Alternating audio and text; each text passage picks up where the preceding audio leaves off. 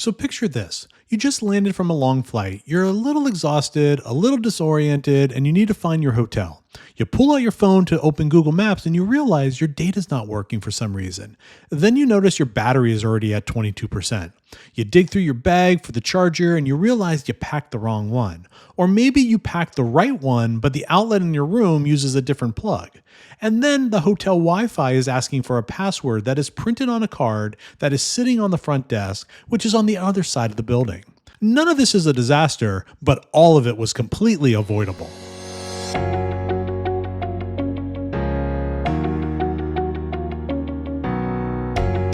Welcome to Your Tech Makeover, the podcast that gives you tips and tricks to help you simplify and get more out of the technology in your life. I'm your host, Frank Bravo.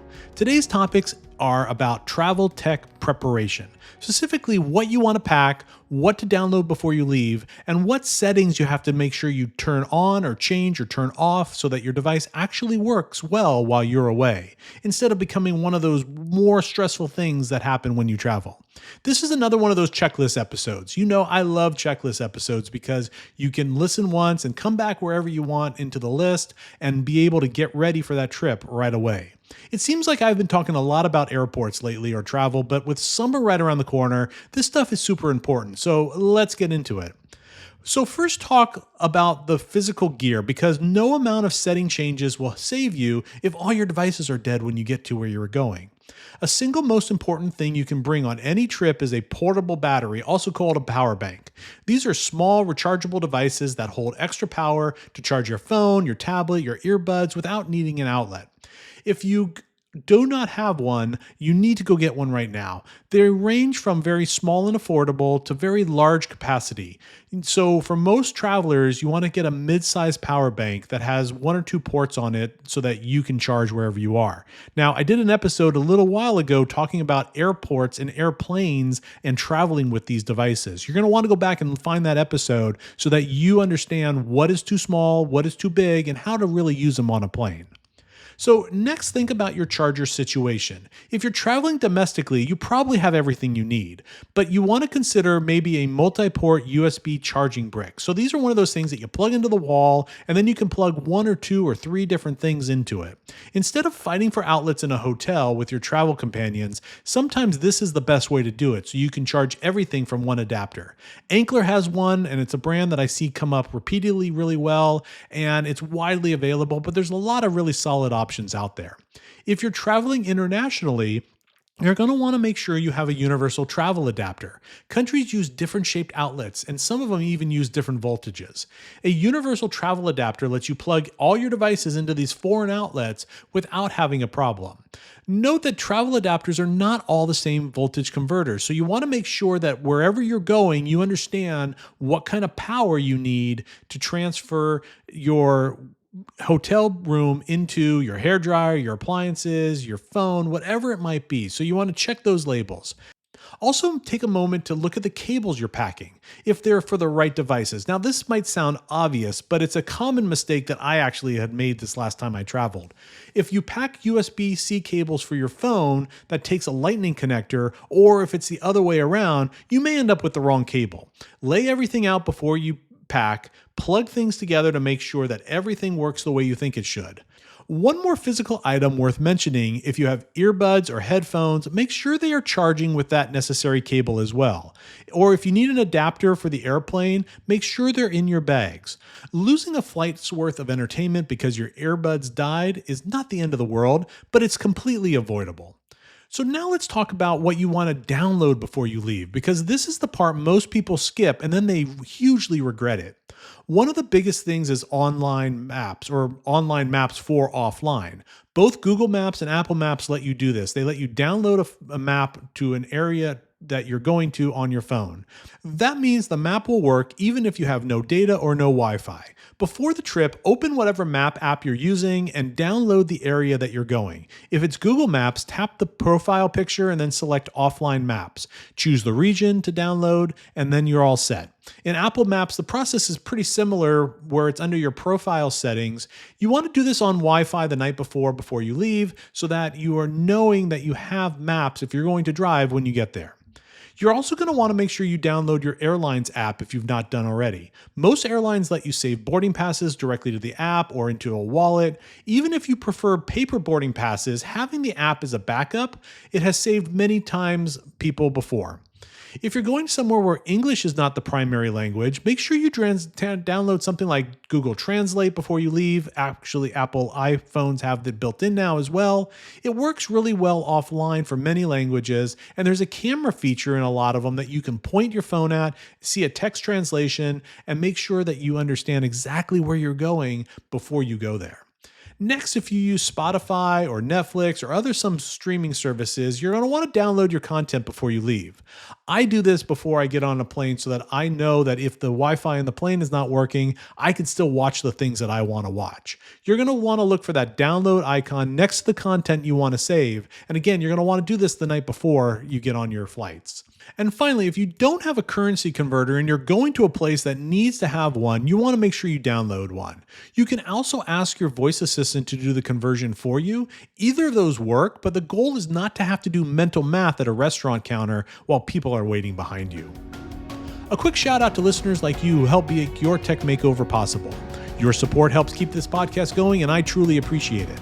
Want to contribute? Just click the link in the show notes or visit yourtechmakeover.com. Plus, as a special thank you, supporters who give $25 or more will get $25 off a one-time consultation with me to help you simplify your tech. Thanks for being part of the Your Tech Makeover community. Now, back to what I was saying. So here's a section that most people don't think about until something has gone wrong: the settings you should change or turn off before you leave the house. First and foremost, make sure you back up your phone before you leave it for your trip. I cannot stress this enough. If your phone gets lost, stolen, damaged, whatever while you're traveling, a recent backup means that you're not losing your photos, your contacts, and everything else. I've had episodes about this already, but I'll mention it here as well. On an iPhone, you're going to want to go to Settings, tap on the name, and then iCloud, then iCloud Backup. And you want to make sure that that backup now is either done or it says that it was done really recently. On an Android device, the path varies by manufacturer, but usually it's under Settings, under Google, then Backup. If you don't do this the night before, make sure you do it when you get to the airport and you're on Wi-Fi. You want to make sure you're plugged into because it's just better that way. It may take a few minutes to set up, but it could save you a lot of heartache later on.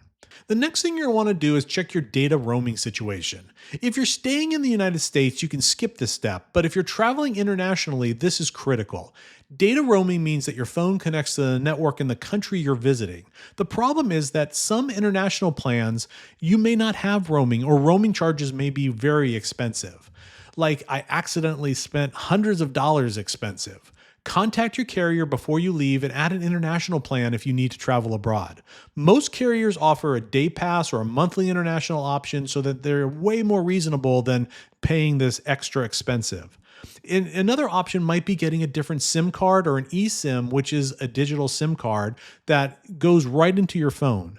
Many travelers find eSIMs are way easier from local carriers than their carriers at home. Either way, make sure that your destination is set up before you land. The other thing you might want to turn off is automatic updates while you're traveling. By default, your phone downloads and installs updates from your apps in the background. If you're on a limited data plan or you're on hotel Wi-Fi, which may be really slow, those silent updates can eat through the data and slow your connection even further without realizing it. You want to go to your settings on your iPhone and go to the App Store and toggle off app updates under automatic download. On Android, you want to go to the Play Store, tap your profile, go to Settings, and under Network Preferences, change the app download preferences to Wi-Fi only or turn it off for your entire trip. You're going to want to make sure that your Find My or Find My devices on Android is also turned on before you leave. This is important because if you leave your phone somewhere, you can use another device to maybe figure out where it was. Or in some cases, if it gets taken, you can lock it remotely and make sure that nobody gets access to your data. I've done episodes about this before, so go back in the feed, or if you are curious about them and you can't find them, send me an email at frank@yourtechmakeover.com and I'll make sure I get you set up. You're going to want to make sure that you set up your phone to have a PIN or a passcode or Face ID before you travel, because you're going to be in a lot of weird places and a lot of places you're not used to. And in those public situations, you're going to want to make sure that if your phone does get taken that it has an extra layer of security on it. And then finally, one other quick tip that is more practical than technical. Before you leave, take photos of your important documents and store them somewhere accessible even without the internet. Maybe take a photo of your passport photo page, your travel insurance information, your hotel confirmation.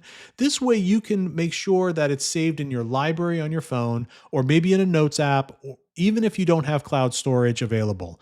If something happens to your bag or your wallet, at least you have a copy of the documents so that you can show them to somebody, which may make your situation a little more manageable. So none of this really takes that long. The gear side of things is mostly a one-time setup once before you leave. I put it in a special bag so that I know that I can pick it up and everything is in there. I got extra copies of cables so that I have everything I need when I travel. The downloads may take a little bit more time on Wi-Fi the night before, and the setting changes is something that takes a few minutes. Just remember to set them back when you get back. The whole pre-trip tech prep system is something that you can knock out in an evening in less than an hour. And if you do it a couple of times, it will become second nature. I know that before I leave for a trip, I make sure I download those shows I want to watch on the plane and just make a quick trip and make sure that everything in my bag is there.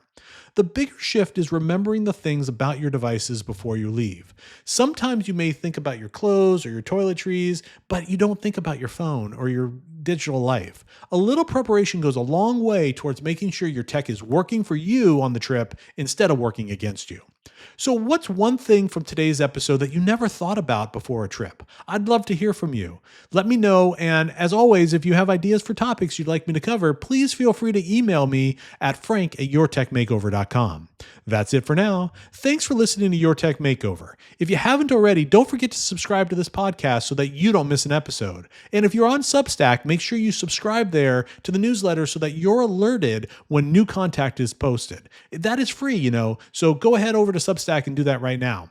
You can also check out yourtechmakeover.com where you can find out more information about each episode. And if you want to find out more about me, please visit bravoitc.com. Until next time, I'm Frank Bravo, and this has been Your Tech Makeover.